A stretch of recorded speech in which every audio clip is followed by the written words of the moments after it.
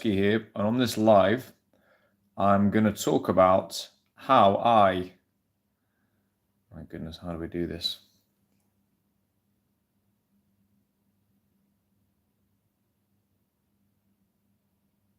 Sorry for the delay here.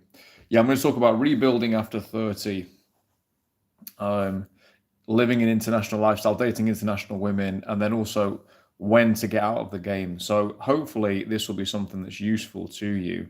I'm just trying to share this link. Let's copy this. Okay, 1 second.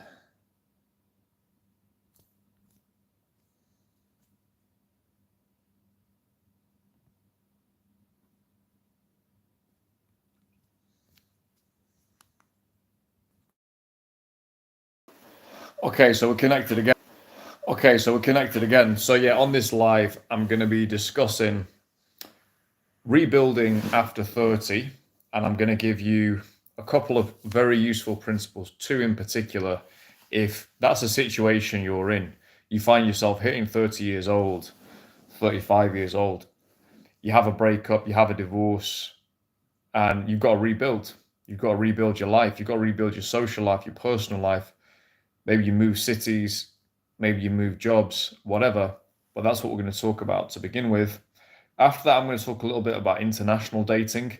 That's the kind of almost becomes, what would you even describe that as, like human sciences or demographics or something. I find that really interesting. So we'll discuss international dating. And then lastly, I'm also going to discuss the topic of actually leaving the game, the quote unquote game, which is a stupid thing to begin with, but leaving the single life behind, because I think that's an important topic as well. Cashing out. It's something I never hear covered, really.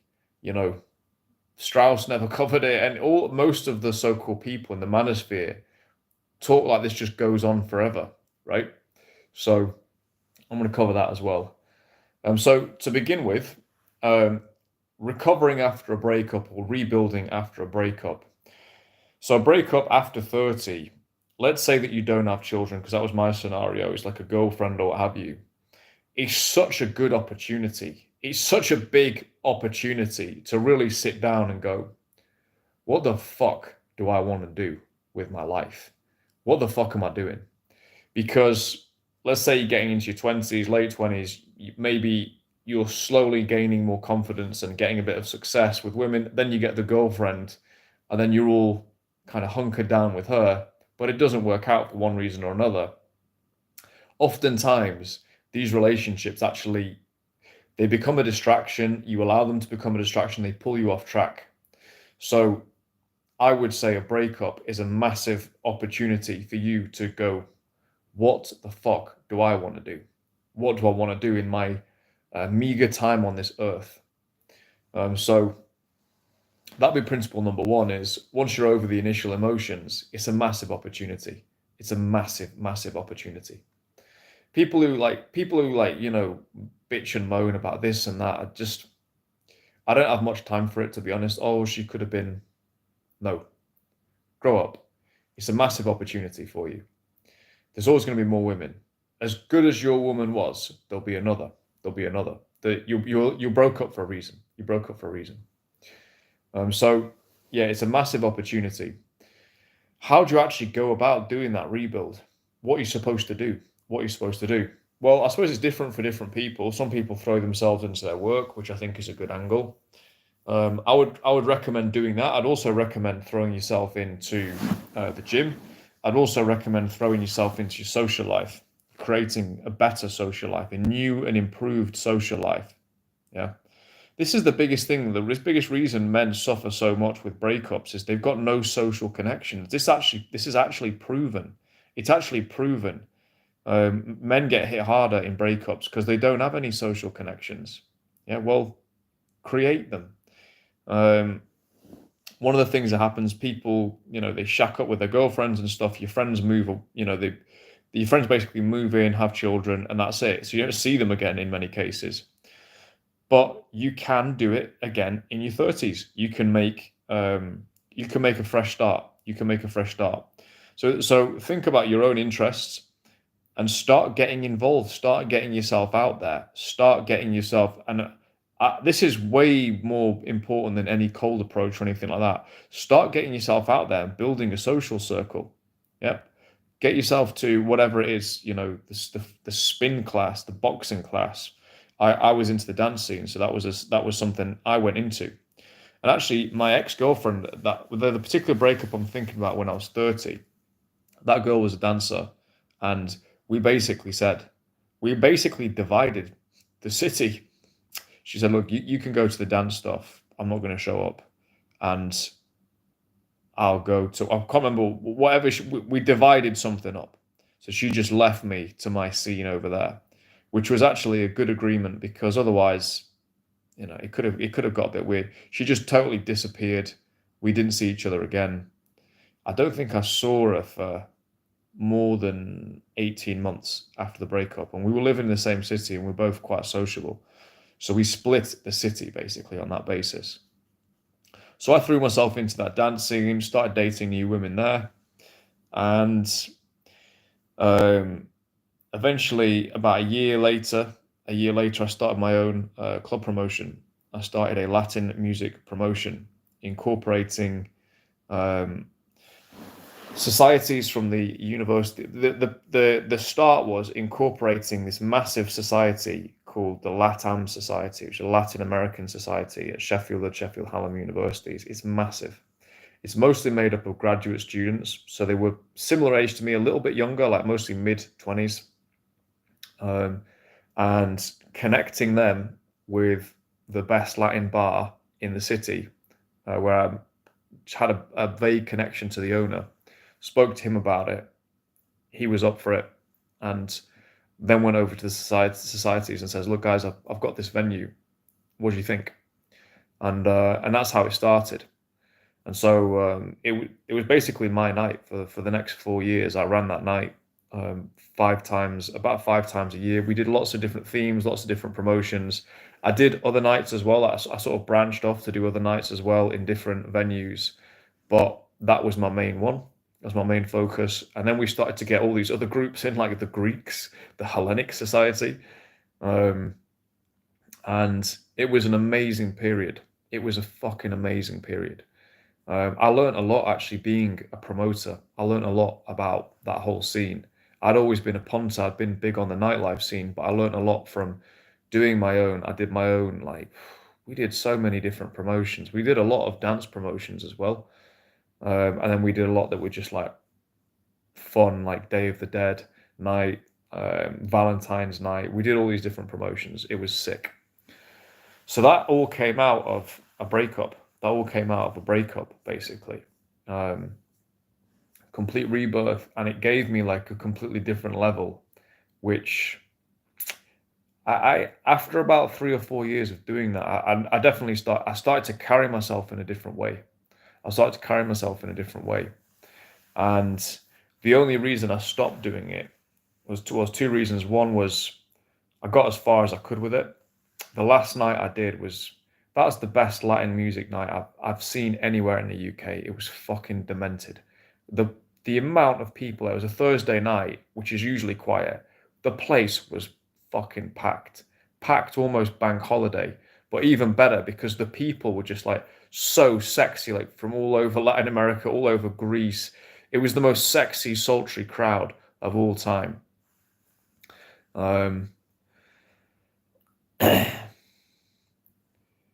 Raja, bruv. Okay. I'll come to your question in a minute, mate. So yeah, so in terms of rebuilding, that was a big thing that I did. Started to travel as well. So I stopped my promotion when I'd firmly decided I'm going to put everything now into my business, everything into my international business. So now I'm living internationally. Otherwise, that promotion still goes. It's still going on 5 years after I stopped doing it. Okay, the venue took it on. So it's still going. So I've got a legacy there, which is cool. It's not some massive thing. Do you know what I mean? It's barely a flicker on the register of like big promotions and stuff, but it was something I feel really happy I did. Actually, one of the most fulfilling things I've done. It's interesting because most of my friends and family don't really even know that I was a promoter. It wouldn't register in their mind that I was. Then there's other people who that's how they know me. So it's kind of interesting. Um, so yeah, so rebuilding your life, rebuilding the social life. Um, there is no such thing as game. Game, if you think you're going out doing game, you've already lost. You need to have, I call it a life ecosystem. Christian Casanova, the best dating coach in the world, he calls it your, what is it, your holistic life or something like that, holistic life game. It's an ecosystem. Yep. It's an ecosystem. So your work, your social life, and your, physical health. And social life is the one everyone neglects. Okay, this whole manosphere bullshit of sexual market value, these fucking autists who've got no charm, no balls, and don't approach and don't have any friends. They talk about the fucking SMV, autists, right? Um, so your social life is the biggest one. That's your biggest lever to meeting women. It is your biggest lever by miles. So build one. Build a social life. Yeah, build a social life. I command you. Right? It's not that difficult. Just meet other people who want to do the same. It might take you some time to figure out the angles. A really basic angle I can give you, really basic. Do drinks in your place once a month. Okay, sort your place out. Have it nice, and then just invite a few people for drinks once a month. Yeah, once a month. Start off with a couple of mates, then you go out, have a little night doing whatever. Then bring a couple of girls in, and then do it once a month. Do it continuously, so people start to block off. Second Friday of the month, it's drinks at this guy's house, and then go out. Okay. What you can eventually start to do is your place can become the hub, and you're getting, as long, don't let any dickheads in at all, ever. It's always your own fucking place. Don't ever be afraid to kick people out. I've done it loads of times, but or just not let people in who get wind and like, no, mate, no. So it's your place. You're in control of it. But that is an amazing thing to do. One of my friends, he had a great place in the city centre, and so that naturally became one of our venues. We had another. They used mine as well, but that was for after hours a lot of the time. But for his, we would do stuff early on, and it was just amazing. It was amazing. And he had parties and people come, and it becomes a hub, right?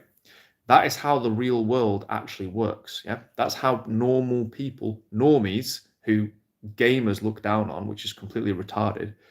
Normies are getting chicks in this way. Yeah, this is how normal people are interacting. Yeah, learn this. Yeah, so I would recommend doing that once, twice a month. Get drinks going on at your place, and then go out. Okay, and become a staple that people can look forward to. Yeah, it's so easy. One of my friends who's like a hyper social guy. I mean, he's performed so above what people would think his SMV is. I guarantee he's never made over like 4,000 euros a month. No way. And his probably average salary is probably about 1,200 euros a month. He does some projects where he might get a bit more when he like working two jobs and stuff. But basically, he doesn't have any money, and he's not good looking, but he's well dressed, he's slim, and he's ridiculously social, and he's ridiculously confident, and he gets more chicks than almost anyone else I know. Okay, he's social. To the point it's just sick. It's just sick.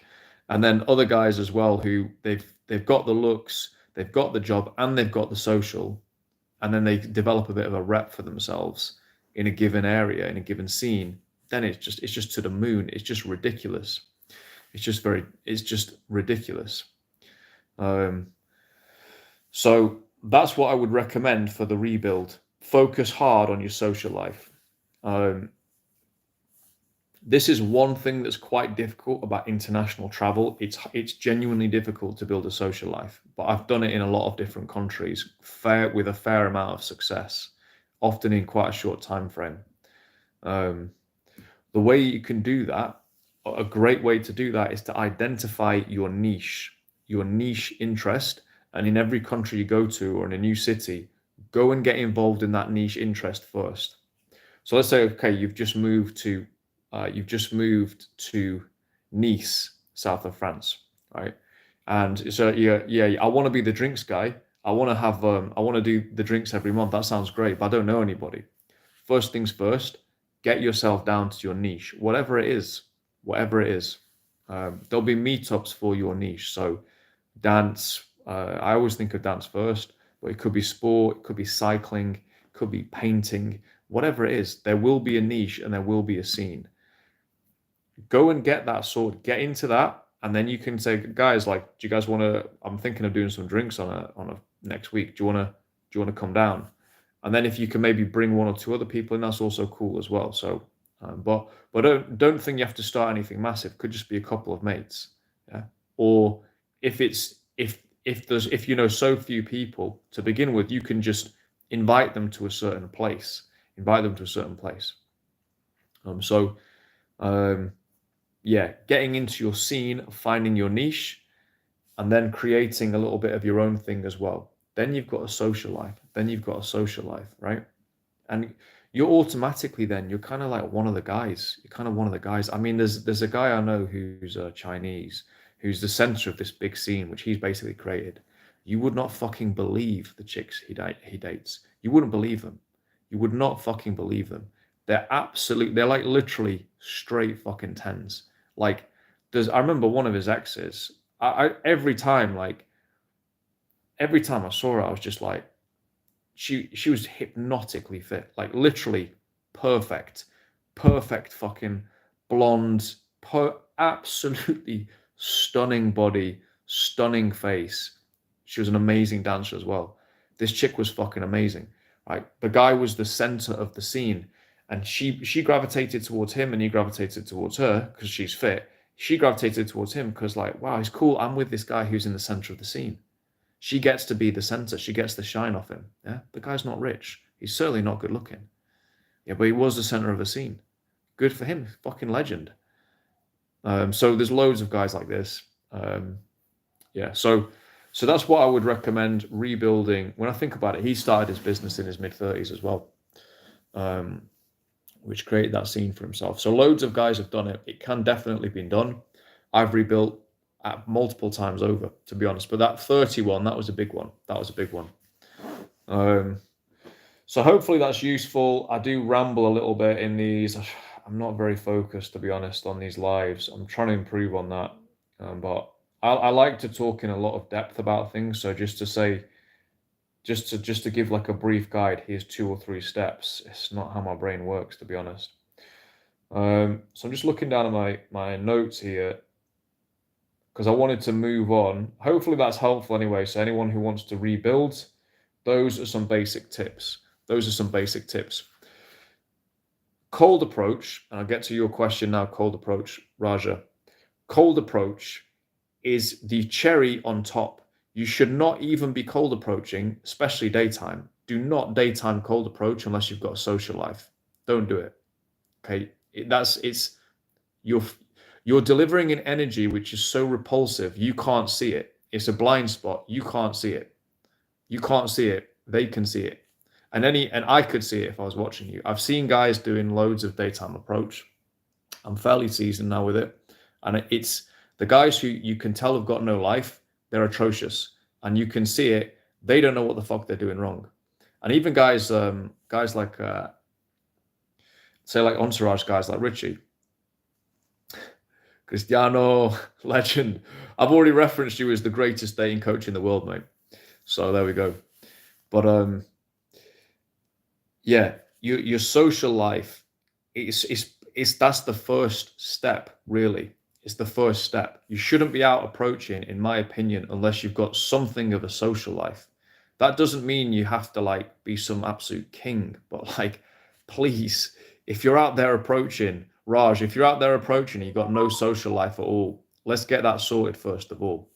You've also got to think about what happens if this girl likes me, right? And then she gets to know me and it's like, what do you do? Well, I play the computer and I go out sometimes into the street and try and chat up women.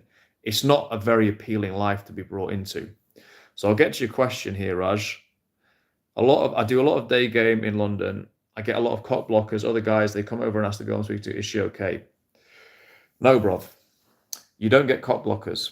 I'm telling you what's happening now. Feel free to be offended and get off the channel if you want. They will be coming over because you'll be creeping them out, in my opinion. You'll be creeping them out and you'll be missing the fact you're creeping them out. That doesn't happen to me. It very rarely happens to me. Yeah. So if that's happening to you regularly, you're presenting yourself in a way which is probably creeping the girl out. So how are you looking physically? Yeah, are you well dressed, which shows you've got some social understanding? You don't have to be amazing, but let's to be honest, I'd say make your life as easy as possible. Are you well dressed? What is your approach like? What are your general social skills like? Do you have friends? Yeah. Do you have autism? And it sounds like I'm actually being serious about that, because I think there's some guys who are doing this who are on autistic spectrum, and they should be doing other things, in my opinion. They should still be dating, but forgive me if I'm being a little bit harsh here. Yeah, Mike's boyfriend Dan, it does sound a bit noncy, Raj. Thank you for the contribution, Mike. Yeah, you're doing something wrong, mate, that you can't see. You can't see. You should really, if you're going out, that shouldn't be happening very often. It should be once in a blue moon. It's unpredictable. It does happen sometimes. It's unpredictable. But if that's happening frequently, you're doing something wrong, without doubt.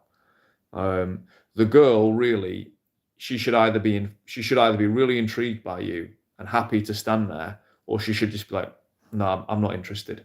There shouldn't be much in between. If she's feeling scared and coerced and guys are coming over, this is a problem. They're not cock blockers. There's cock blockers. All of this autist, retarded language from these programmers in America. Just delete that from your brain. They're not cock blockers. Okay, there's no such thing as a cock blocker. It's fucking stupid. Okay, so we'll move on from Raj's question. Now we're going to talk about international dating. Yeah, I hope that helps, mate. I can't deliver things. I try and deliver things in a productive way, but I can't just sugarcoat it for you, mate, 'cause it's not going to help. So let's talk about international sexual dynamics. I've gotten written here in my notes. International dating. So this is something that I felt drawn to from a really young age. International dating. The first girl I ever kissed, where was she from? I did a video about it. Her dad was from, it's the only English-speaking country in Latin America. Oh, I forget the name of it. But anyway, her dad was exotic. Her mum was French, right? So that was my first kiss, which I was pretty happy with. And yeah, that was pretty much a wrap after that. I was pretty much all in on the international scene. But it was something I was always curious to go beyond what was in front of me. Like, it was Guyana, probably. Yeah, it was Guyana. Yeah. Honestly, she is one of the fittest girls I've ever pulled. She actually went on to model in Vogue, that girl. So I got a lot of kudos, actually. Like, people thought she was rude. People thought, oh, she's a bit lanky, and why'd you like her? And I was like, I remember thinking, she's fucking gorgeous. What are you on about? She's got these cat eyes, slinky body, and she's kind of tall and rangy. So I got the piss taken a little bit. I was like, oh, she's a bit lanky, actually, whatever. And then I'd see this girl on a yearly basis. We used to go to the same holiday place. And then we had a little crew down there. And some of the other guys just ripped me a little bit after that first year. I don't know, we were like 14 or something. And then as time went on, I think she got to about 17. And then she was modeling in Vogue. And I think that was the last time. I think I got with her at 17 or something. But then she moved on from me. Then she was dating like Chelsea footballers and shit when she was like 18 years old. So it's a fucking mad world. You see girls, they just shoot up to, suddenly they're like a teenage, getting nookie or something, and then 2 years later they're like literally hanging out like footballers and stuff when they're 19. It's fucking mental. So anyway, so that was the first one, and I noticed, yeah, at quite a young age, I always wanted to go beyond my own scene, like you like kind of like middle class, like Sheffield girls and stuff. I found them really boring, just really irritating, and I just didn't like them at all, basically. So I ended up getting with a girl who was from like quite a rough part of town, but she was like a proper diamond in the rough. This girl, um, she wore like hoop earrings and stuff. So that was like a little bit. That was kind of interesting to go across this other side of town and stuff. Um, but yeah, I've always been interested. And I think what did it for me, I went to Spain on a school trip.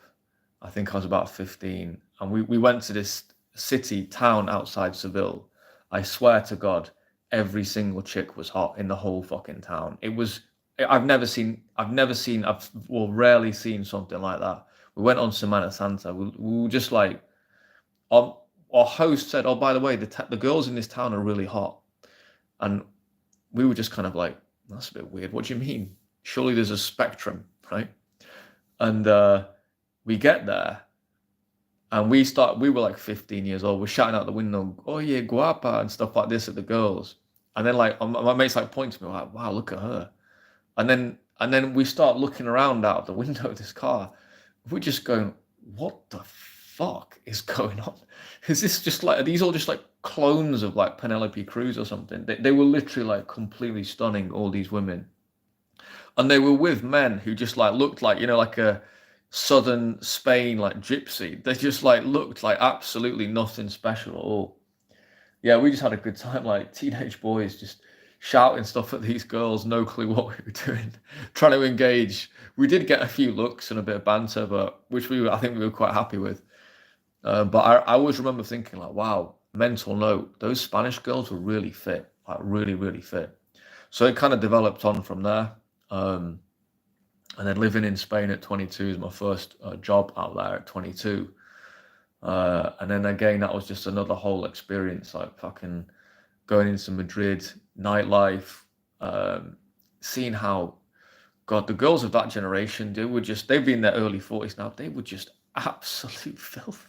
They were just filth. The hedonism of Spain was something else, man. I don't know if it's still the same now, but they was the most hedonistic people I've ever seen. Completely. They've got a verb in Spanish, trasnochar, which means to do an all-nighter, which is like, yeah, it just like the fact they've got a single verb to say that. I think it shows this is how they live, man. So yeah, so that's my international dating. That was the start of it, and then it's kind of like once you get a taste for it,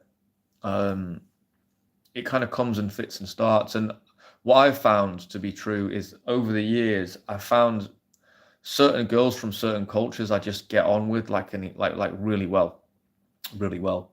And I think there is something in culture. I think there's maybe even something in DNA as well. That's my assessment on it. I think there's even like genetic groups that you feel powerfully attracted to, and then others who look fit, you just don't feel the same. It's weird. It's weird. So yeah, I actually got a list before I got on the live. I've got a list of the countries of girls, the different countries of girls that I've been with over my life, and I'm not going to read the list because I'm not going to read all of the list because I think it's a bit weird. I don't know. I'm not trying to get kudos for this, but some interesting flags. Let me go for some interesting flags. Let's go for the exotic ones. Yeah. Why is dating such a big topic for you? I'll comment to that. So what have we got? Egypt's a good flag. Egyptian girls are fit. Egyptian girls are fit. Greek girls are fucking fit as well. I actually rate Indian girls. I rate Indian girls.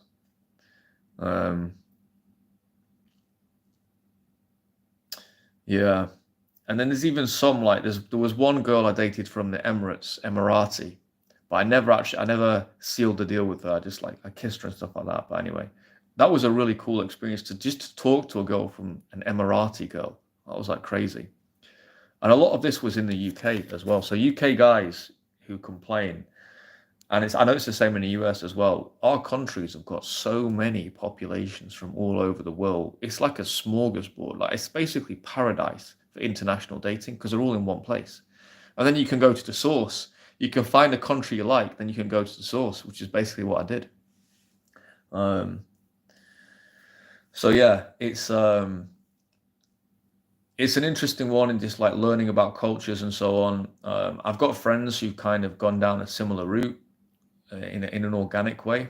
One of my friends, he knows so much about China now. It's just kind of he probably could do a PhD in China just because of like he's just so into Chinese girls. He knows all about the different regions and stuff. He's going to China like in a couple of weeks actually for the first time.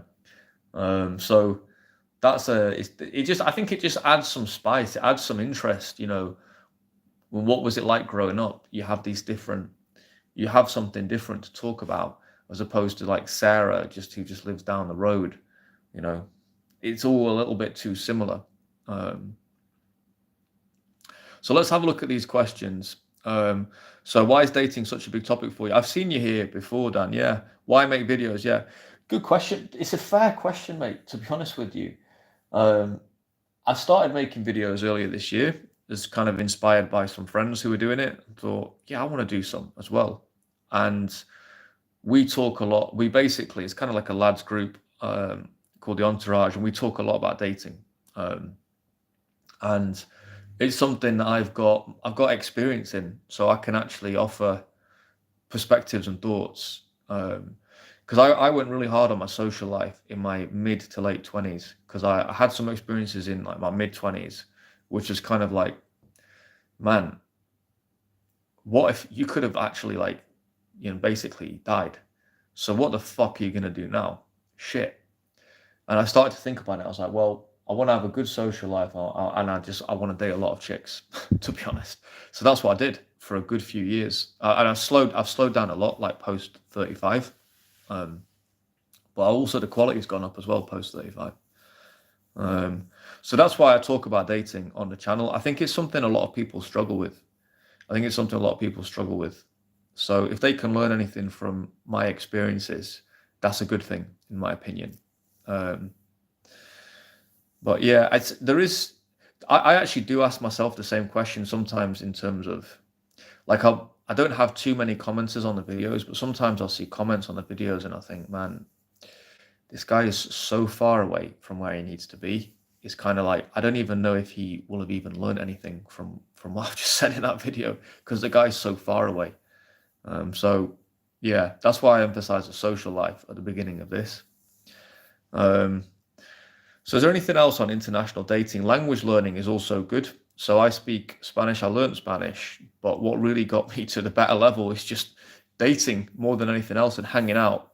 But then when you got like a Spanish girlfriend, Colombian girlfriend or something, then like, well, obviously you're going to get really good. It just stands to reason. And you practice and practice and practice, and you just get better and better. So that's like an extreme value add, I would say. It's an extreme value add.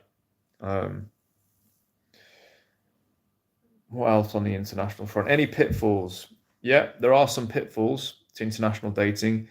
I actually think if you're in their country, you should find out a little bit about the norms of dating, and you should actually, well, I regret not conforming to some of the norms in some of these countries. Nothing too crazy, but just like going to see the girl's mum. It's quite important in some places because they want to see who their daughter's going out with. And for me, I thought, oh, that's too much, that's too serious. But actually, in retrospect, it caused the girl so many problems. And I was just a twat. I was just a Western twat, basically.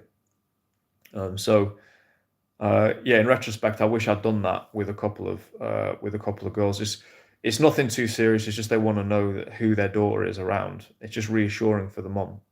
They might still badmouth you, but at least they know who you are, which is actually that's the most important thing.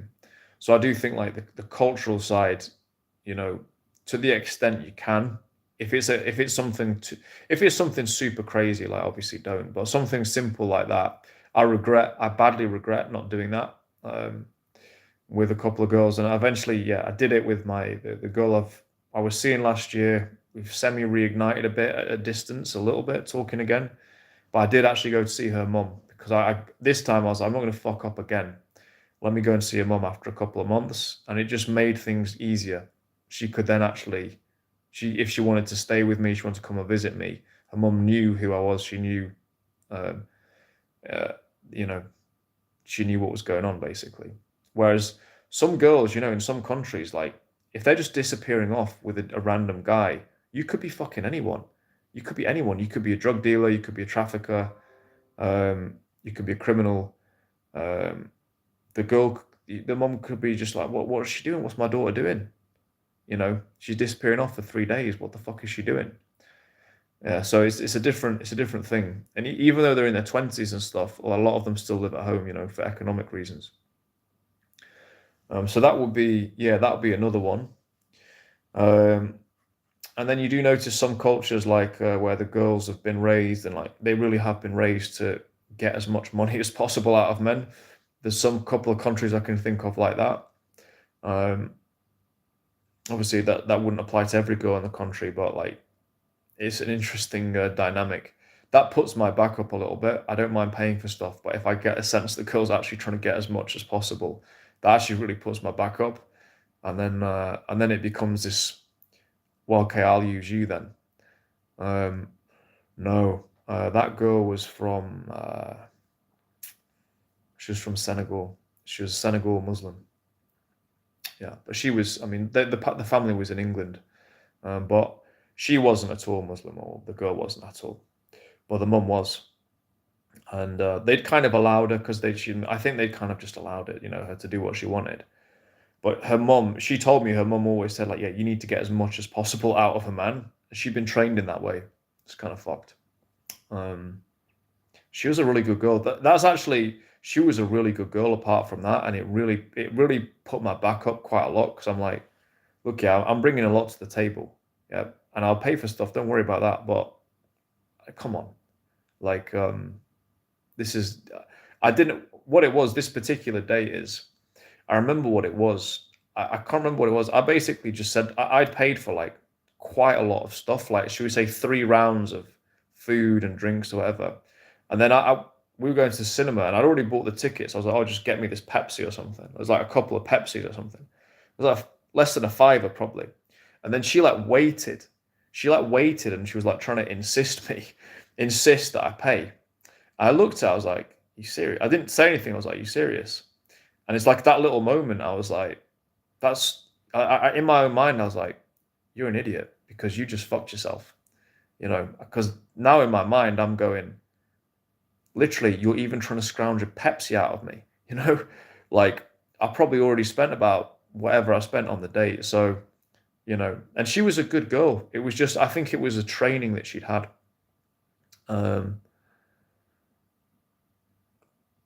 DP, bringing lots to the table, apart from my pretty bald head, yeah. Name them, DP. Okay, I have an international lifestyle. I speak 4 languages. I'm good in bed.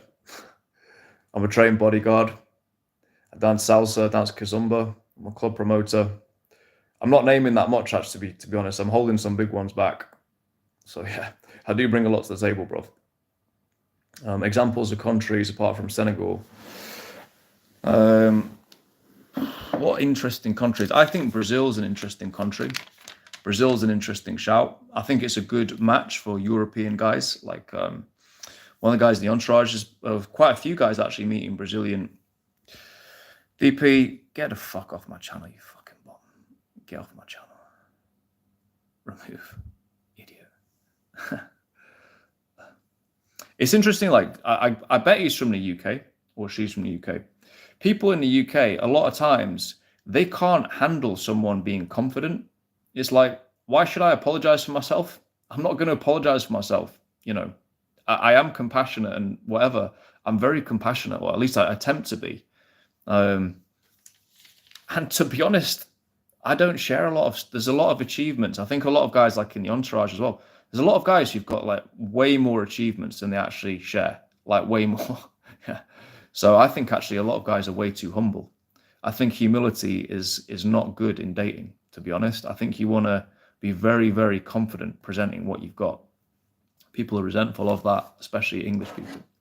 Anyway, which is why, they're all fucking incels.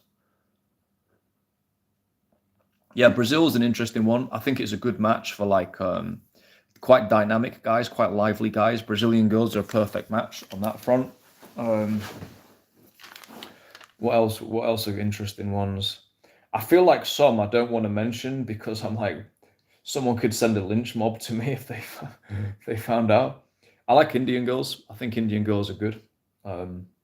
Indian girls are really good, very interesting, intelligent, nice. I don't know. I like their faces as well. The attractive ones, obviously. Um, any others? Any rare ones in here? Yeah, there's a few rare ones. I got with a girl from an island, a little known island in the Caribbean, called Bonaire. Bonaire. It's the Dutch Antilles. So they speak Dutch and Papiamento, which is like a Caribbean dialect. She was so cool as well. She was fucking awesome. That girl was fucking awesome. She was so fun, so adventurous. Like, we went on a date where we climbed over a fence into like an abandoned building. I was like, oh yeah, there's this abandoned building here. It's actually really cool. I always walk past it. And we went to see if we could get in, and it was kind of like, it was a fence and stuff like that, because I think they must have put a fence up. And she was like, oh, let's go. I was like, really, you want to go? I was like, I can climb it, are you sure? She was like, yeah. So we just climbed over this girl. She was like a proper tomboy, but she was really fit. She was a good dancer as well. So yeah, she was my rebound girl actually after my breakup. That girl's my rebound girl. So yeah, for me, I've always been more about hanging out with the girls, getting to know them, and see what happens. I'm not so into the one-nighters and trying to rack up bodies and things like that. The reason I've got like a little bit I've got some experience is just because of how old I am. I'm 39. I started dating at 15. First girls I went on dates was 15. That's 24 years. So obviously it's just a lot of time.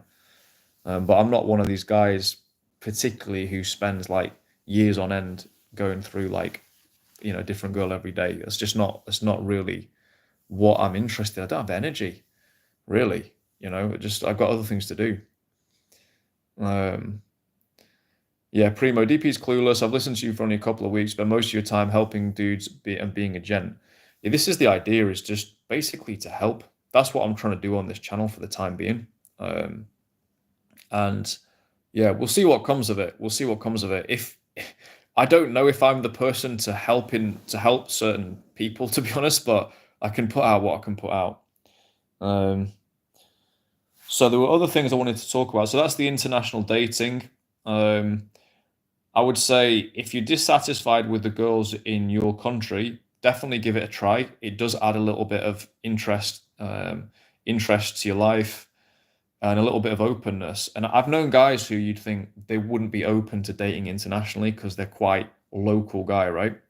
And actually they've given it a try, and in some cases they found it, quite rewarding experience. If I think of my guys in the UK, my mates, most of them have settled with women from overseas, and they're not explorers, they're not language guys like me. They're just, they're like kind of regular like Yorkshire guys, and a lot of them, they've settled with like Romanian, Russian, what else? Chinese, one South African, which was exotic for him. I was like crazy exotic from this guy's a builder, so for him, he's moved to Australia though. So yeah, the world is our oyster, boys. Let me go now into a topic which is for the true geeks of like culture, and also people just interested in general. The different regions, the sexual dynamics in different regions, because I think this is really interesting, and really, if you want to travel, this would be a nice little heads up. So international sexual dynamics, and I've got noted down here LATAM, Balkans, UK, Western Europe, because those are the places I know. Those are the places I know. I probably could do one on Africa, to be honest. I probably could. I've never actually. I've been to Morocco, but I've never been to sub-Saharan Africa. But I've met a lot of girls from sub-Saharan Africa, like a lot. Always thought they were cool girls, to be honest. So maybe I'll talk about that as well. But yeah, let's start with Latin America, as I had the largest Latin American music uh, night in northern UK for sure. Maybe not the whole, maybe the UK. There was a big one in London, but definitely the north for 4 years. LATAM girls. LATAM's a big place. I would say Brazil is its own thing culturally. Similarities, energetic and fun and sexy and stuff. Um, but I think Brazil is its own thing. Some of those girls have got such a vibe to them, um, like a very gentle energy to some of those girls, and then some of them they're just kind of like sexual beasts. Like it's just like fucking crazy. Um, but the Brazilians like exude something in a lot of cases. They exude energy. There's something they do exude. Um, in my view, they're not as fit as I thought they would be. Although the fit ones are very fit, but in as a mass, I think the American food going down there and fattening a lot of these girls off has been a bit of a disaster. But there's still a lot of fit ones, to be fair. But the rest of Latin America, Colombia is a sort of mixed bag of hippies and conservatives. Um, that's quite a mixed bag. So you've got kind of both sides of the aisle there. Um, Colombian girls are like, you know, they're interested in European guys. Let me put it that way. Um, Good girls, fun, nice spirit to them. They're the ones I really get on with Colombian girls. I just think they're good in general. They're sort of more hippie, liberal types, tend to be quite intelligent and interesting, and then the kind of cool conservative types, they're just kind of wifeys, you know. Um, there's not too much of the brainwashing and wokeism and bullshit. So those Latinas are good. Uh, I've never actually been with an Argentinian girl, so that's an interesting. I've got a few Argentinian mates, and they've really like they've told me a lot about the dating culture. It sounds amazing. Basically, they said like girls, even if they're like your girlfriend and stuff or your wife, they'll still like flirt with you and do all these sultry things. Like they've got like a lot of fucking game to them. Because they're Italians basically. Argentinians are just Italians basically. Italians who speak Spanish, essentially. Like literally they're genetically Italians. Um, yeah. RJ Flores, Latin Americans are generally friendlier people than Europeans, in my view. 100%, 100,000%, definitely. That's just not even a debate.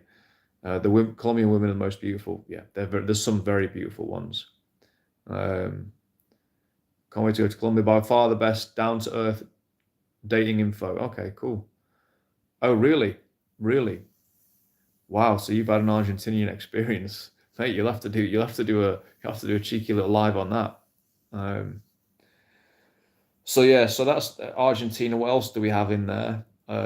Mexicans. I've flirted around with some Mexicans, but I've never. I don't think I've ever really dated a Mexican girl. Um, the guys, I get on with the guy. You can't not get on with Mexican guys. When I had my promotion, there was a guy who was he was kind of a co-promoter. Really, he was from Mexico. He lives in Germany now, and he was an absolute lad. Like he was doing a PhD, and he was just an absolute beast. He was shagging everybody, but he was like the other. He was the other side of the promotion. Really fucking cool guy. And yeah, he had girls visiting him from Mexico. He'd be out all these different nights. Girls I knew, like my promo girls, would say what he said to them and stuff like that. It was just funny. Um, so yeah, he was a guy, and actually there was a lot of guys from Mexico that I met. Um, very nice guys. They get after it though, the Mexicans, in a quite a slick way. You don't sometimes know about it. It's almost unexpected. They come across as almost happy chappy, like a bit too nice. But then, like you hear from the girls, like, dude, the guy is a fucking machine. Like, he came straight after me. Um, so yeah, it's a cool scene. I think I would like to be going to Mexico probably in 2025, maybe back end of 2025. I don't know. Um, what else do we have in the Americas that I could give some info on? Yeah, I mentioned Guyana. What else do we have down there? Uruguay, I think, is basically the same as Argentina. I've got a friend who had a Uruguayan girlfriend. Sounds like that. Probably be offended by that. Um, and then, yeah, these are the ones like the Bolivians and places like Bolivia and Ecuador where they look different. They kind of got that more darker, more squat kind of Inca type of look. Um, some of those girls can be quite attractive, but some of them are not the most attractive, to be honest. But they've got a kind of cool personality. Um, they're quite rare to see them in the UK. Even in Spain, you do see them in Spain, but they're not the most common in Europe. Um, I always remember a girl, as a Spanish girl I was dating, her best friend was from, I think she was from Bolivia, but she was adopted. She was adopted by white Sheffield parents. She was from Bolivia. Super interesting. Yeah, alpaca girls, yeah. Sorry, I'm covering. Thanks for that, Balthus. Cheers. Sorry. Um, yeah. So what else? I'm just thinking. What else do we have? Chile. Good. Your guess is as good as mine. Your guess is as good as mine. I'm reaching if I start to talk about Chilean girls. The steaks are good. They're probably good at cooking steaks. Guayaquil might be an interesting place to go. Yeah. Yeah. Um, if we get, we pull round to Central and the Caribbean, Cuba's hilarious, dude. Cuban chicks are hilarious. They're not that fit, They're not that fit. They're not that fit at all. Um, there's a lot of, I would say, quite skinny or quite overweight. There's not as many. The image that we have of Cuba as like the most beautiful girls ever. I think it was just like Spanish guys who went over who'd never seen a mixed race girl before. I actually think that's what they just got besotted by. I wouldn't say Cubans are fit at all. I mean, there are obviously going to be fit ones, but I wouldn't say they were the fittest at all. Um, Interestingly, overseas, man, Cuban men are fucking animals, dude. They're fucking animals. Yeah, Cuban men are beasts, dude. Every country you go to, I bet even in bloody North Macedonia where I am now, you go to a salsa night and this is what you see: two Cuban guys, right? Like chinos on with a brown belt and a white shirt on. Yeah, really good dancers. One tall, mulatto mixed race Cuban guy, one squat black guy. It's the same combo. I swear to God, it's like the same guys. Every single city I go to, like Athens, Istanbul, France, Paris, whatever, Nice. The guy in Nice, I can literally picture him now. Sick dancers, dude. Sick. Absolutely sick. The Cubans are by a trillion miles the best dancers in the world. They're a joke. They're a complete fucking joke. It's not like a small gap. It's a colossal gap. It's absolutely ridiculous how good they are because they've got all this stuff of like the promotion of like folkloric culture and stuff like that because of the communist regime. Some things that they actually did, I would say, in a way is very good. Is like they put a lot of focus on the arts. They'll train people up like to a crazy level, but then there's nothing at the end of it for them, But like, yeah, they'll go to these guys have gone to like train from in all these different dances and it's the depth you would not believe. You would not believe. The depth is ridiculous that these guys have got, and they're doing it from 7, 8, 9, 10, And so these guys like they just come out into Europe and like, they get out of the country and stuff, and they're just like donning it basically. They're also just fucking. They just don't have any self-doubt when it comes to chatting up birds. They're just born to do it basically. Um, uh, yeah, they're sick, but it's better, I think, than being a ballet dancer because you're interacting with women, and they do the whole thing where they seduce the girl as well while they're dancing with her. They have fun and stuff. They don't seduce everyone, but it's like basically what happens is The girls are getting excited, hoping that they're going to be the one who, Mr. Havana picks, essentially. Yeah, they're sick, dude. They're sick. I fucking love those guys. I love them. Um, I used to have a Cuban DJ. He used to DJ at my events. He was fucking sick. He DJ. He crashed his motorbike. He fucking busted up his whole leg. He was in hospital for hospital for like a year. Completely like smashed his leg like horrifically. So he couldn't really dance anymore, but he would still sometimes get out and he bust a few moves. The girls fucking loved him. The chicks fucking all these 20-year-olds, right? This guy is a fucking Cuban chef, right? In Chesterfield. The chicks fucking loved this guy. Absolutely loved him.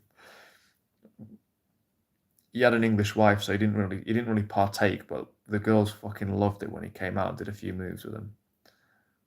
Um, so let me just go through a few of these questions. I'm going to try and go through as many countries as possible because I like to do these long ass fucking lives. It's like if I'm going to do it, let's go all the way in. I'm only doing them like once a week. Okay, so first decent girlfriend was Argentinian. Changing, you're covering your mic. Alpaca girls, Guayaquil. Okay, so RJ, Kurt Kaz vlogger Havana kept getting harassed by working girls everywhere. Yeah, those girls. There's the famous one where there's two girls and they say something to him. Something very bad happens to those girls. I think they got arrested. Fuck knows what happened. Like very bad things happen to those girls, if they're even still alive, to be honest. So that was actually a very unfortunate video for them because I got like 20 million views. Um, and yeah, Havana, dude, it's squalid. It's squalid. What do you want? It's North Korea in the Caribbean. It's a complete fucking shithole. Anyone who talks about communism, they need to take a fucking trip to Cuba. Yeah, it is a shithole of a place. It's one of the worst places I've ever been. In terms of development, I would say the worst places I've been is Morocco and Cuba, and they're about the same. Maybe Cuba's worse, actually. Cuba's a lot more of a police state. It's a fucking dump, dude. And there's a great comparison of what Cuba should. You've got Cuba, Dominican, and Puerto Rico, all Spanish colonies, all a mixture of Spanish and then kind of mixed race and a bit of French and Italian thrown in, but very identical populations. Puerto Rico is doing pretty well, but it's quite dangerous because part of the USA and we're all fucking shooting each other. Dominican is the wealthiest country in the Caribbean. It's a fucking incredible country. Cuba is like one of the poorest. It's a complete dump, man. It's a complete dump. Um, and then you go outside of Havana, you start traveling down the islands. Wow. There's some of the shit you see is just like the painful part is it's just so unnecessary. None of that is necessary. It's a stunning island. They could just live off tourism, man. They could live well off tourism. The people are super dynamic. The fucking Cubans are so dynamic. And yeah, the girls, they're just trying to make fucking $20, Fucking suck a dick for $20. It's depressing. It's depressing. Um, yeah, I got offered a lot. I mean, when I was there, I got offered a lot of girls and stuff, and I was young anyway. I was like 22, but I was like, I'm not fucking. I, I, it was so beyond my reality to see with a prostitute at that age. I was like, what the fuck is this? And then, yeah, but it's a hell of a place, man. If you're an adventurer, Cuba is a good place to go and adventure because it will push you. It will push you. I made a lot of mistakes. I was a moron at that age. I'd never done a trip like that before, so I did a lot of stupid things. Um, La Cueva nightclub. It's a cave. It's a literal cave in where is it? It's not Camagüey. It's called Trinidad. It's a city called Trinidad, and a small little coastal city in Cuba. And they've got a club there called La Cueva, and you have to walk out into the countryside to go to it. And it's a literal cave, like with like stalagmites and stalactites. You go down all these stairs. I swear to God, this is real. You go down all these stairs, there's like water dripping, and then you come out into this big Aladdin's cave area, and you're like, what the fuck? There's a big bar up on the left-hand side. It's a DJ booth, like right at the top. How's he even got there? He's like in the cliff somewhere. So, and there's salsa music, people dancing salsa. I couldn't dance salsa. So like I'm going out, I was trying, but like I couldn't do it. You can either do it or you can't. So I just felt like an unrhythmical English guy. Um, the girls were, like I said they weren't like the best earlier on, but like, the ones in the club were decent. You can actually, they told me that people go into the cave and they just go into like a far off part of the cave and just shag in the cave, which I think I've heard that a lot about Cuba is people shagging in clubs. It's quite a normal thing there. Um, and then they have entertainers who come in. So you had like fire eaters who came in. Another guy like smashed all this glass on the floor and started walking on it. Another guy, this is no word of a lie, got a table he bit a table and he fucking lifted it into the air. It was like a dining table. Honestly, this shit was insane. Like whoever. But as I walked out with the group that I just met, and I'm thinking as they take me out, like, these guys could just they could be going to rob me. This could be a sting because there's three girls and one guy. The guy he spoke English. He was from somewhere else. He wasn't from Cuba. Man, this could be a sting. They could be robbing me. And then we get to like La Cueva, the cave. We fucking go down into it. I was like, okay, well, at least it's a real club. Like, I'm relieved, But yeah, that was an adventuresome experience, man. And even now, like, because it's so underdeveloped, it'll still be the same now. Let's have a look what else we said here. So that's a bit of a sidetrack there. Yeah, so yeah, those working girls, man, it's sad in Havana, but yeah, there's a lot of prostitution. It's the most prostitutes I've ever seen in the two places I've seen the most prostitutes is Cuba and Monaco. Cuba and Monaco. Imagine that, the two opposite ends of the spectrum. Sick in it. It's like one place there's so little money that any money talks. One place there's only money, so only money talks. It's fucked. D-Hart girl asked me out when I was 14. I was too scared and bailed, mate. She would have fucking changed your life. Russian Baidan says, yeah. Famous Cuban male. Yeah, Carlos Acosta you're talking about. Yeah. That Cuban ballet dance. It's quite rare, obviously, that they do ballet. They're more into the other forms, but yeah, he's very talented. Balthus dancing should be a standard skill. It's really fucking easy. Honestly, it's really not that difficult. You could learn, if you did 10 hours of salsa, 10 1-hour classes where you just drilled the basics for 10 hours, you'd be sick for the rest of your life. It's really fucking easy. Inner part of the north side of Philadelphia was the shittest hole I've been to, biggest shithole I've been to. Yeah. Yeah, so yeah, the USA, man, there's some crazy parts of the USA as well. Crazy parts of the USA. So that's international for me, USA. What else have we got in before we get off onto the last topic? What else have we got in Latin America and the Caribbean?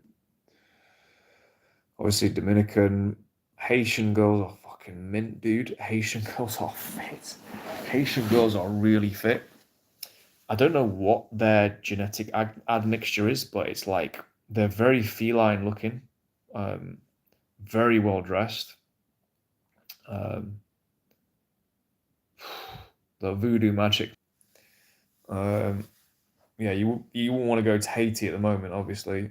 And obviously, Jamaican girls are legends. Yeah, is there anything else? Central, Panama. I met a Panamanian girl last year, but I didn't got a number, but I didn't meet her. And now they're saying that Miami is technically, well, they're not saying Miami is kind of part of Latin America now. It just kind of is. It's the North America branch of Latin America. So yeah, I'm hoping to head there at some point in the next couple of years, maybe meet one of the entourage guys out there, the King of Miami. So yeah, so hopefully that's been a little bit interesting, different countries and stuff. Ultimately, all these experiences, and this is what I'm going to come to now. This is more the crux of what I'm going to come to now. All these experiences, ultimately, what they are doing now is they're making me feel very settled. You're seriously in Panama. Where are you from, EP? That isn't you've been serious. Yeah, cold approaching Port-au-Prince could be a tricky one. So yeah, the last thing I was going to get to, um, he didn't call himself the King of Miami. I called him the King of Miami. As a friend, as a guy in the entourage, and I'm calling him the King of Miami because he's anyway, because he likes Miami basically. Um, why does it seem gay? Anyway, um, oh, the last thing I wanted to say here, just before I move on to Christian and Ephraim talked about this today, which is like men not doing things that are hard, men not pushing themselves enough. It's unfortunate that now like talking to women has become hard. That's actually unfortunate. So there's something in there. There's an assumption that it is hard, and that it's like getting out of your comfort zone, and that that's always going to be the case. I get that, and I think in the West, 100%, I definitely agree with that. It is right. It is. It's fucking unusual behavior. But this is my travels have taught me. Like I've seen guys who they don't have approach. They genuinely don't have it. They genuinely don't have it at all. Some countries they just don't. Italians, they don't give a fuck. And I think it's because they see it as their right as men. It's my right to do this. I think on some level, if you're nervous, I think it still suggests you don't quite feel that it's your right to do it. It's like a right. It's not just, it's like you're truly entitled to do it, but not in a bad way. Not in a way you feel entitled to the girl. Just you're entitled to do it. Um, yeah, as I say, Italians are like that. I've seen quite a lot of French guys like that as well. Um, and then definitely Cuban guys and definitely Dominican guys. I mean, just please, you know. Um, Colombian guys as well, man. Colombian guys are just fucking charming as fuck. Um, I've heard some guys in Asia as well like that. I can't remember. There was a girl who I knew who she was out in Japan. She was doing the English, teaching English in Japan. She was super fit. She had a Japanese boyfriend, and she just saw him one day walking down the street with another girl. So, some of these, like, I've heard Japan, some of the Japanese guys, the ones who are on it, or at least back in the day, they were quite on it, the old samurai boys. So, yeah, I've heard that they're a bit cocked now, but, it's interesting. Um, but yeah, I think the idea that it's a hard thing in an ideal world, I would like to move past that, but I understand it because I experience it the same way. So I'm not saying I'm different. I've had a few times when I've literally felt nothing going out, which is interesting to experience that. So I personally I'm aiming to move myself more in this direction where it's like it's just nothing. It's not hard. It's actually piss easy. It's too easy. That's the direction I'm aiming for. It's easier said than done, and especially when you're solo as well, and especially when you're from a European culture where this is very atypical behavior. You've got no cues around you. You've got no backup around you that's going to say well done, or just that's just perfectly normal. Of course, that's just nature. It's like a cat running after another cat. It's perfectly normal. There's nothing around you, and in fact, there's a lot of feedback that's telling you to do otherwise, to restrain yourself, right? So, um, yeah, that's just like a side observation, but the overall points they were making was absolutely spot on. People just are not doing enough. They're just not doing enough difficult things. Like they're just not, you know. Um, yeah, so your best mate's in Hong Kong. He's an outlier. And yeah, yeah. I don't actually think it's something, and this is a really nice thought. If there's any man out there who can approach and who truly doesn't feel that at all, what that means is it is possible for you as well. You may not be there yet, and even us in the entourage, like we're doing lots of approaches. Most of us aren't there most of the time. But if it's possible for once for even a whole nation of men to pretty much be like that, um, then it's possible for us as well. We're not wired any differently fundamentally. We've just been exposed to different things. So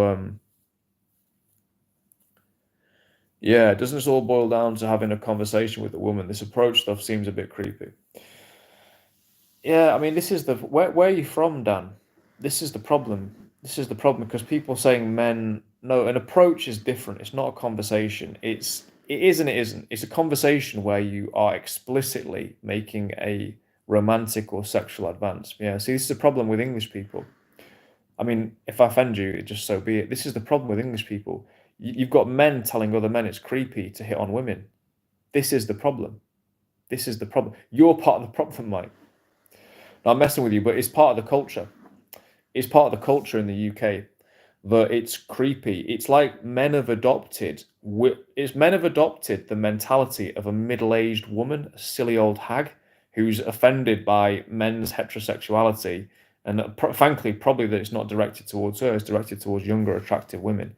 Men have actually adopted that, and then you go to other countries, they don't adopt that at all. They're just like totally, well, he's a man. This is his job, like. And even girls I've been with who are like, they'll say things to that effect. It's their job to do this.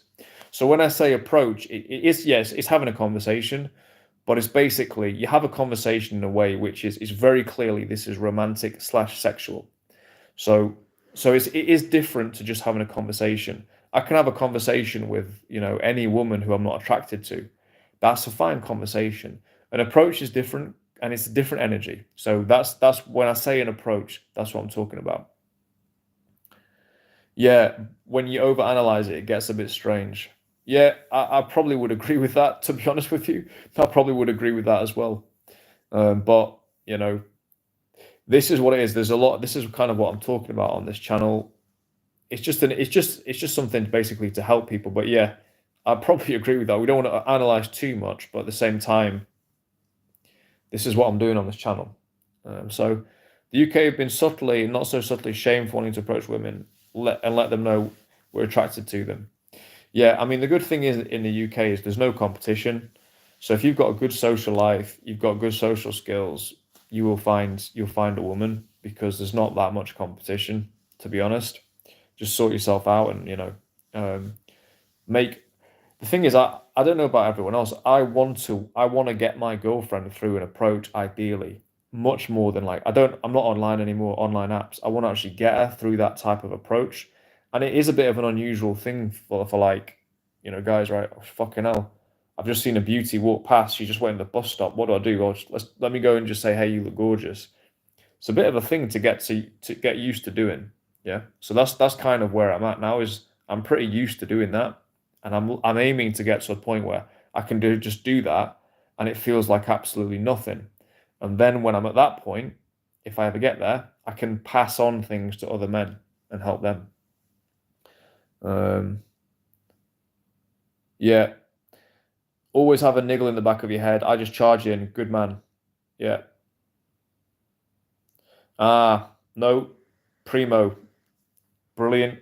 Brilliant that you raised this. Steam right in there with the assumption that it will fail, so there's nothing to lose. Detach from the outcome, I feel halfway there. Right. You got a problem here, mate. The first, you can throw away a few sets, throw away 2, 3 sets at the beginning because you're just warming up, right? I find anyway. Some people disagree, but I find. Assume you will succeed. Assume you'll succeed. Assume you will succeed. Every single time, assume you've already banged her. Assume you'll succeed. If you assume you'll fail, that's a subtle way of giving yourself.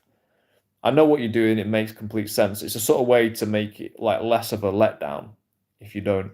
But I would recommend at least trying a few where you just assume you're the greatest man, you're the greatest man who's ever lived, right? And assume you'll succeed. Just assume success, assume you've already banged her, she's already your girlfriend. Try it. The creepiness is due to the conflict in our head. As half of us, this is it. We're getting into the weeds. It's detail, but that's exactly it, RJ. The creepiness is due to the conflict in our head, as half of us won't give ourselves permission to feel worthy and okay with approaching. That's what is truly creepy. That's what the girls can sense. It's like the guy who's just balls to the wall, who's in, the Cuban guy, who's literally probably groping her in the club, yeah? He's not perceived as creepy. Whereas the guy who's kind of like, oh, hey, you look really, I don't know, he doesn't know, do you come here? He doesn't he wants it, but he won't let himself. And that has been put into him. It's unfortunate. Yeah, that's put into him culturally. So it's like, you're actually better off just going the full fucking way. Fuck it, just go all the way in. That won't be perceived as creepy. Most of the time I found girls mostly respond pretty well when you go full balls to the wall. Most of the time. So right, I'm gonna go on to the last topic now before we end up. It's probably gonna go another 90-minute live. Amazing. Oh, the last thing I'll say here, yeah, so Christian said as men don't do things that are hard enough. Absolutely agree with that. Most men, I believe, in the West have not been taught the fundamentals of manhood enough, or it's not been emphasized enough. Really, what we want to be is active, aggressive, dogged, but also humorous as well. That's the energy we want to be. Active, aggressive, dogged. Yeah, don't give up. Yeah. But also humorous as well. Men who don't approach in cultures, when the men don't approach, they've been too cocked up. It creates a matriarchy. And this is where the whole SMV thing comes in. Because then the girls have got to approach. Because the men are such pussies, they're not going to approach. So the girls have got to. And then, well, who are they going to pick? Well, yeah, they probably will pick the big jack guy. I saw this today in the gym. Because actually, guys where I'm at right now in Skopje, they don't fucking approach for shit as far as I can see. I don't know how they're getting girls, probably social circle. But there's a few girls in the gym, and it's not an approachy place at all. And especially because I don't speak the language, actually, it's not that amenable. But I've observed a few times when I'm in, and I'm like looking at the guys, and I'm like, there's one or two who hit on the girls, and I'm like, yeah, good for you, man. He's getting in there on this girl. But then there's some of the girls, like they're obviously fit. No one's approaching them. No one's talking to them. And I've seen them, like, because I've been going like twice a week. There's one girl I've seen her like approaching a guy today, and he was the kind of big, fairly jacked guy. But I watched their interaction, and he was just total dog shit. He like when she left, he just gave her a hug, like this little hug like that. They do that quite a bit. You're like in your early 20s, bro. That's like what you do when you're 14. So these guys don't know how to do it, man. So like she stepped into the man's role, and he can't even reciprocate on that. Bless him. So despite all his muscles, because I was looking, I was like, bro, you should literally be taking her out into the snow right now. Like she's all over you, dude. And even he just gave her a hug. Do you know what I mean? But she works in the gym. That girl. She's the fittest one. She works in the gym. She's fucking training every day, dude. There's a lot of fitties in that gym, but it's a bit much for me, to be honest. I'm a bit more in control in the mall tomorrow. Mike, I recommend going through a divorce. It does wonders for not caring. Yeah. So you've been through a divorce. This will bring me on to the last topic, and then we'll wind it up. So yeah, men approaching is a great thing. Hopefully we change the culture. In 1,000 years, British men will be known as the greatest seducers on the planet because of the Entourage manifesto, right? That'll be above every young man's bed. Yeah, there's other things I could talk about, but I just want to go on to this last one, which was when to leave the game. This is actually what I wanted to talk about for this whole life. When to leave the game. When to leave. When do you fucking get out, man? When do you get out? Because I've shared all these experiences. I don't actually I feel like I share those experiences, and there's part of my mind saying, you sound like a bit of a cunt here. You sound like you're trying to show off about all these girls that you've been with and stuff like that. I'm really, really not. I'm genuinely not.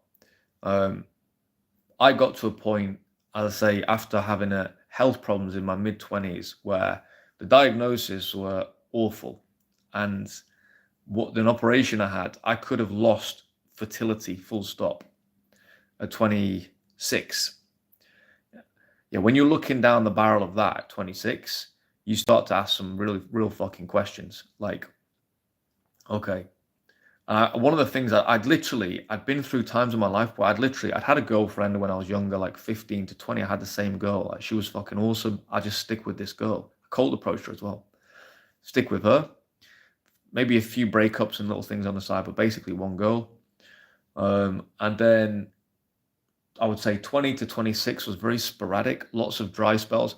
And I consciously sacked off women for most of that period. Like a little bit in Spain, was doing bits and pieces, but I was so focused on achievement, like a fucking laser, right? Because I was in a field where I thought, I've got ability, but most of the people here have got the same, if not more, than me. And a lot of them are fucking losers. And they're living like losers. So if I go off the rails and start trying to chase all these girls around and have a party lifestyle, like a lot of young people do, I'm not going to be able to keep up and I'm not going to succeed. So I was monastic, man. I was like a fucking, yeah, I literally was monastic. That was how I was living from 20 to 26, consciously avoiding like essentially women almost, like not quite, but almost. And then I look down the barrel of that fucking operation and I go, fuck, I need to reignite my social. If I get out of this, I need to reignite my social life. I need to get some ass. I need to get some fucking ass because one day it's going to be too late. Like I was thinking, what happened if this thing went sideways and then that's it, I'm done. Shit. All I've done is sacrifice. I've never actually got any fruits. So that's when I went in to actually enjoy some fruits at 27 and then just kind of just went for it.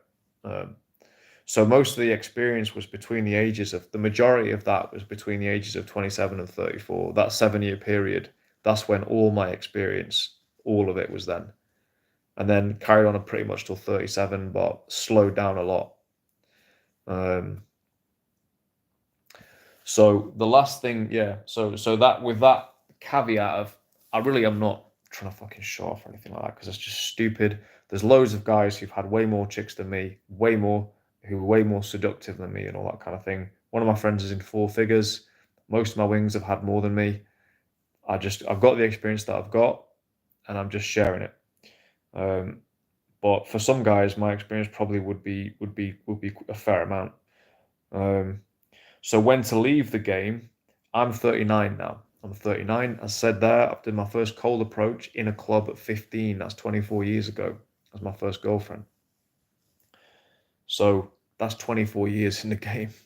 It's nearly coming up to a quarter of a century in the game. Um, I'm not far away from leaving.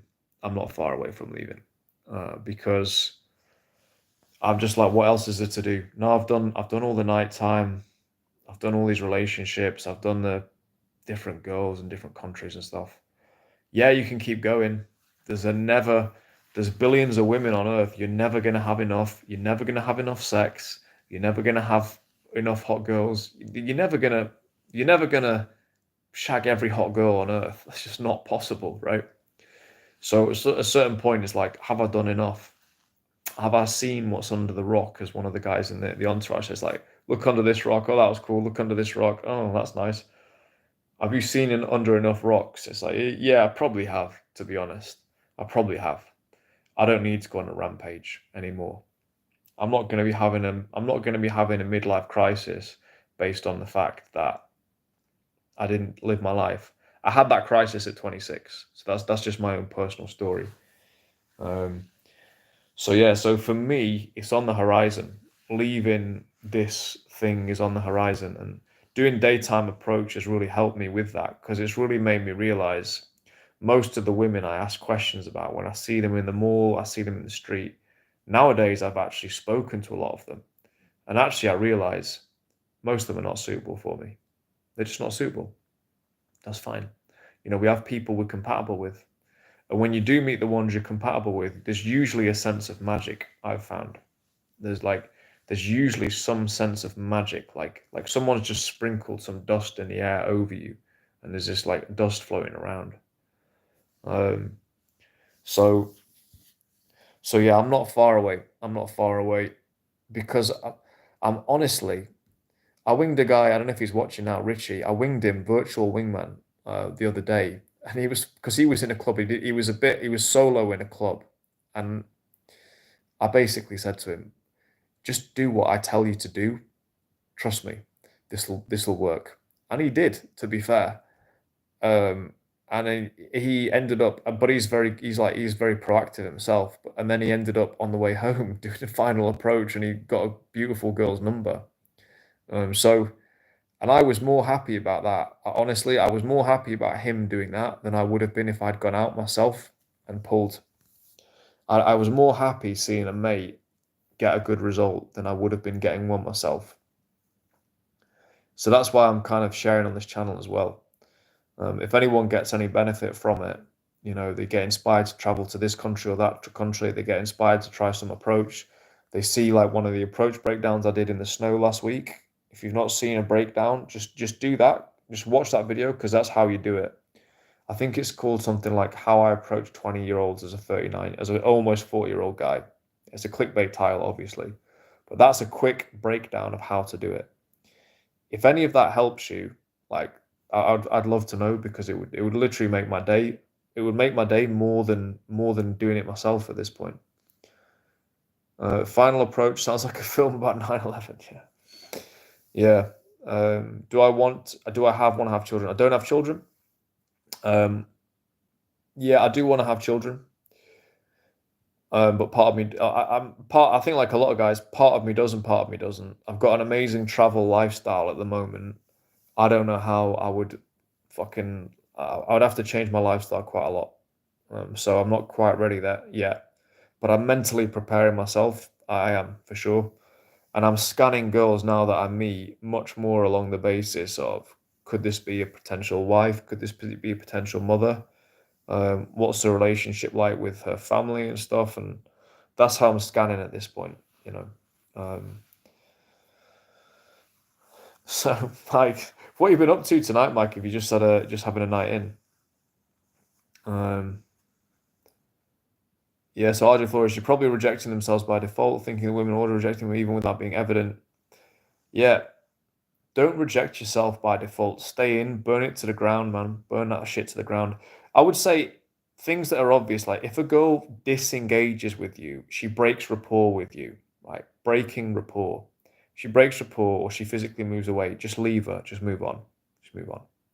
Yeah, that's when you should, you know, I've gone up to girls, given them compliment, and they just say thanks, and they kind of break rapport, and they look at their phone or something, and they, okay, fine, she's not interested, fine, move on, yeah, and the next one might be, you know, so that's the golden rule there, really. Like you don't need to worry about being creepy. It's very obvious when a girl's not interested, and it's pretty obvious when she is, and those intermediate ones, just assume she's interested, you know, and pursue her, and that very act of pursuit is probably the thing that's going to get her going inside, you know, because that's a lot more attractive to a woman than just like some pretty boy talking to them or some big hench guy talking to them. Yeah, that might turn them on a bit, but a guy who goes for them like a fucking wolf, that goes deeper into their DNA.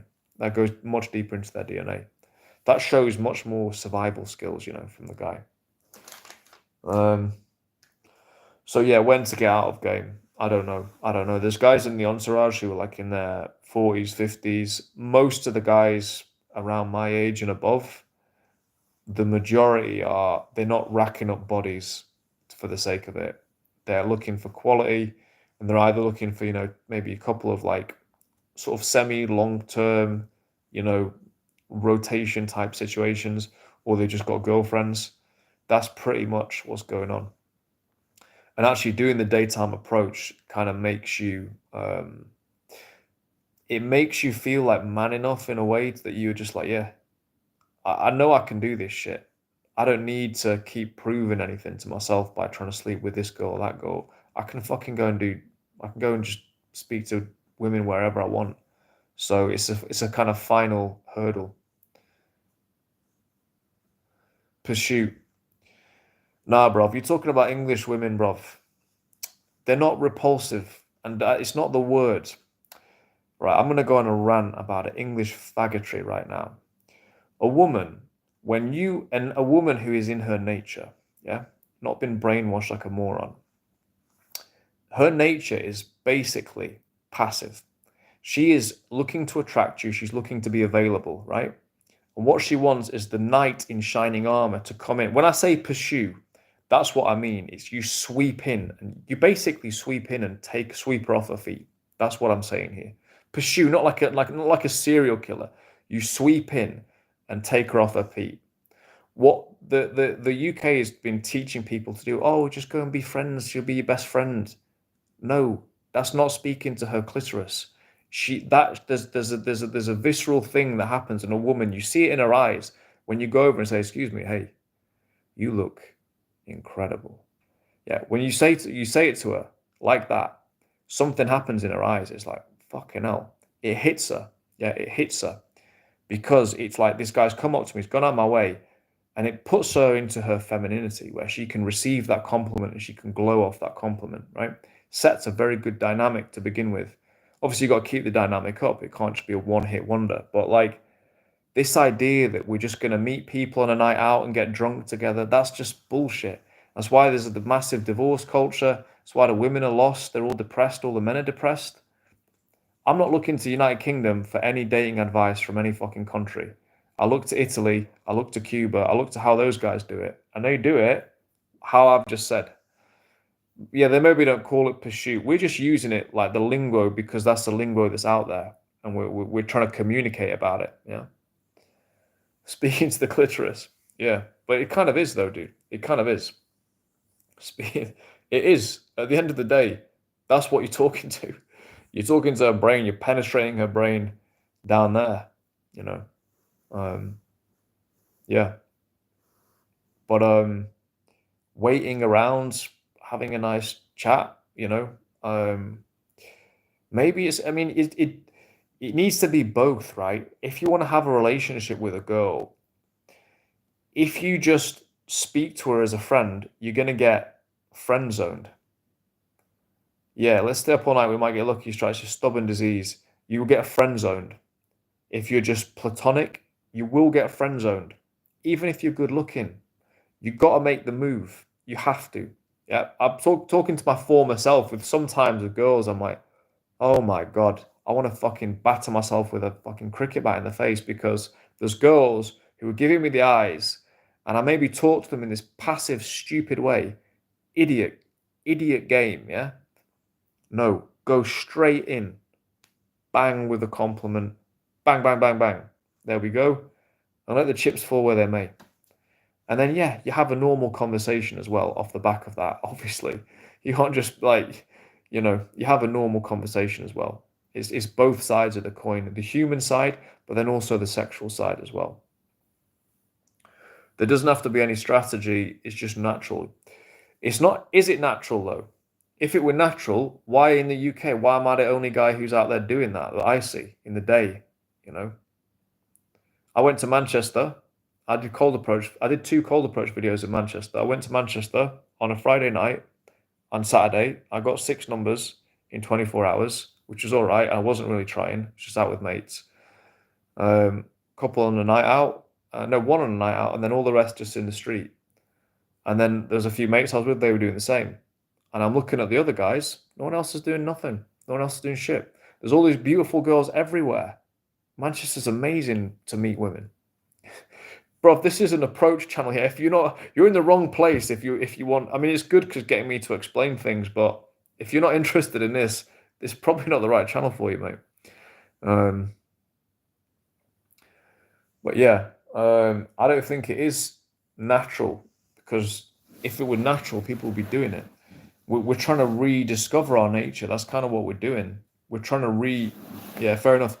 I mean, a lot of it is just rediscovering nature. Like, this is why all these guys are so oppressed and everything. It's rediscovering our inner nature. Like, this is actually fine to do, you know? It's a huge mistake for guys to believe they're not attractive just because women don't approach them. We become more attractive by engaging them and being brave enough to approach. Absolutely, fine. Yeah, just doing the approach is a good thing to do. Just doing the approach. What attractive woman does not want to be approached by fairly decent guys? You know? Of course they fucking do. Of course they do. So yeah, and in countries like where they don't do it enough, it produces a matriarchy because then the girls end up doing the approaching. It's just weird. It's just weird. I'm not into English culture at all, to be fair, on a lot of levels, and the sexual dynamics is one which is not that great. But the interesting thing is, when I do approach English girls, a lot of them like it. Some of them obviously don't, and some are a bit frosty, but a lot of them do like it. Alexander, how can you afford to travel so much? Trust me, I work remotely, dude. I'm not some kind of billionaire traveling around on yacht. I sold my yacht. Yeah.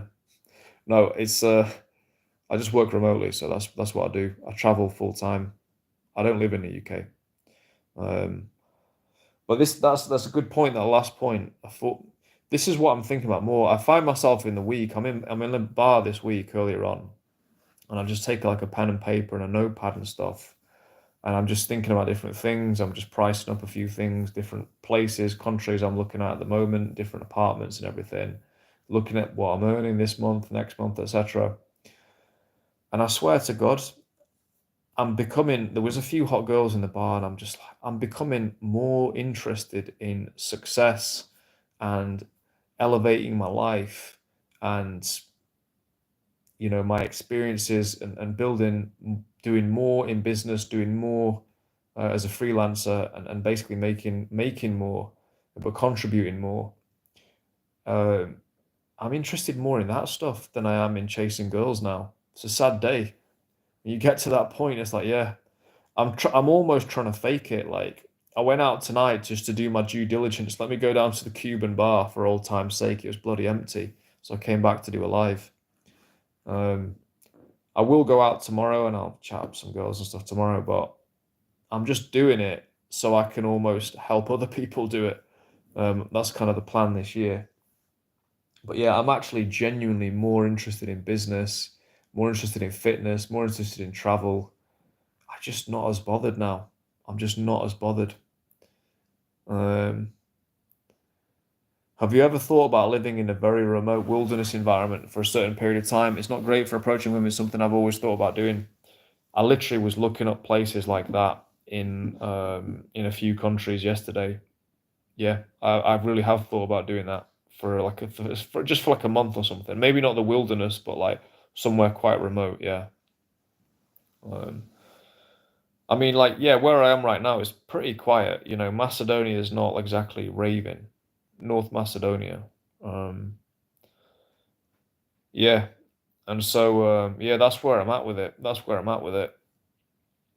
There's no ending. There's no end of things that I want to do beyond, chasing women. It's like I still haven't learned Serbian. I'm a moron. I only speak four languages. I've not even learned Serbian yet. I'm not even barely a beginner. I'm like, shit, I need to learn that. That's a hard language. It could take me probably a couple of years. I don't know when I'm going to get that, but um, there's this channel I'm working on. There's my other business I'm working on. I'm looking at other business opportunities as well that are nothing to do with approach or anything like that. Um, Serbian girl, Serbian Tinder. I haven't tried Serbian Tinder. Probably wouldn't bother. I'd have to lie about my age because I'm 39. They will put the preference. They will put the preference like 25 to 30 or 32 or something.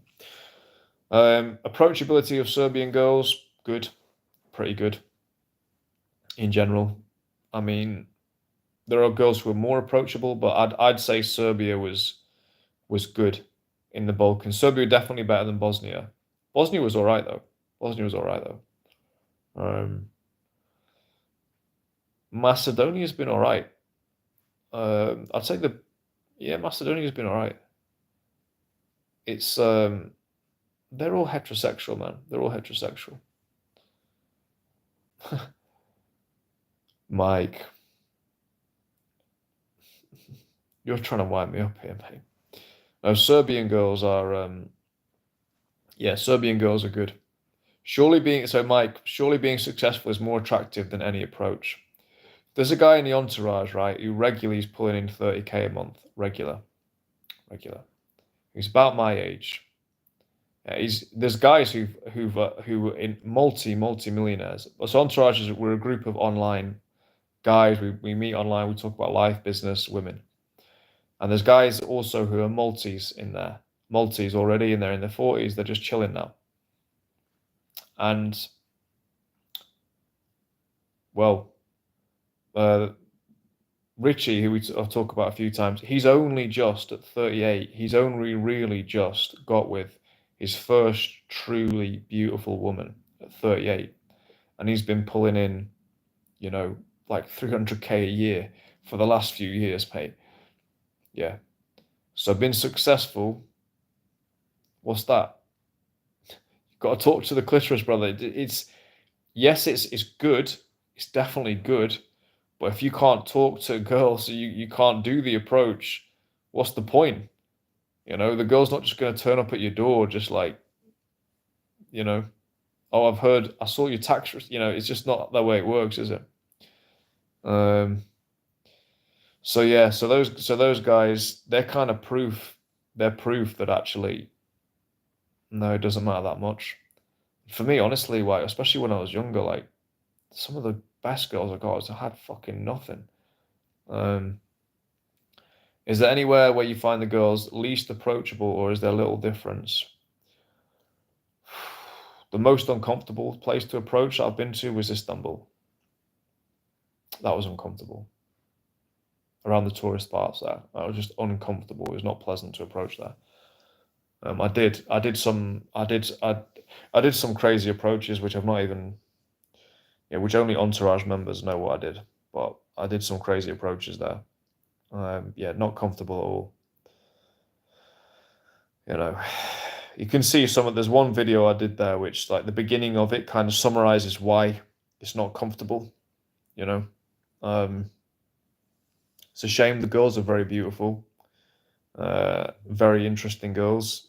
I think some of them, they respond like, you can tell the ones from liberal families because they're kind of cool with it, and the ones who are not, they're kind of like, you know, basically the Kemalist Turks. They're kind of like, you know, they're cool. They're the kind of liberal ones, and then like the more religious ones, you know, they're like, no, please don't. They'll kill me. You know. Um. Yeah. Well, there's a lot of attractive women in Turkey. It's a weird one. I'd like to go maybe with a friend and see if we could just go a bit smoothly, but whether I will ever bother or not, I don't know. I really like Istanbul anyway. It's a great city anyway. You know, just no, I mean, I mean crazy in terms of where I was, you know, and who was around watching me. Yeah. It's one thing to do an approach like when you're chilling, you know, just in Spain or something. Imagine doing an approach in front of the Taliban in Afghanistan. Yeah, you fucking get killed. So that's kind of an interesting dynamic. Um, but no, that's the only uncomfortable place I've ever done it. Really, um, I would say being solo in general makes everything a bit less comfortable, or a lot less comfortable. Um, So I think that's everything on this live. The final thing I'll say, yeah, I'm just kind of on the way out, really. I am on the way out, not of full stop, but of approach and stuff. I'll still approach, but I've done nighttime, I've done daytime. What else is there left to do? It's just kind of find the right girl, make sure I get the right girl going forwards, and just focus on business and health and fitness and travel. Um, so yeah, I hope that's been a useful one. It's been a monumental 1 hour, 43-minute live. I don't know if this is good for the algorithm or not. I hope it's been helpful. I've enjoyed my evening. It's been a nice evening in after the disappointment of the Cuban bar. It's been a nice evening in. I don't know if I should make these lives shorter. I probably should. Um, Alexander, I'll just answer your last question. Do you date many early 20s girls? Would you estimate percentages that are okay with the age difference? 100% are okay with the age difference. Otherwise, they wouldn't date me. And yeah, if they're not interested in me, your peak as a man is 40. Is 40. I've been told this by the two of the hottest girls. One I actually got with, and then another girl who I didn't get with, but she was a Miss Universe who I cold approached in a mall in Brazil. Spontaneously said, a man's peak is 40. And I thought about it since then. I was like, it kind of is, because you looks wise, you're physically pretty much there, and you're looking quite seasoned, and you're very grounded at that point, and you haven't really aged that much at 40. At 50, yeah, you have started to age, but 40, you still haven't. So it's interesting. Yeah. Um, so yeah, we'll leave things there. Been a pleasure, boys. Take it easy. Peace, love. Josefsky, have a good weekend. Get doing some approaches. Build your social life. Build your ecosystems up, because you got to get that sorted. Can't just be waiting to approach. You got to get the ecosystem sorted out first. Take it easy, boys.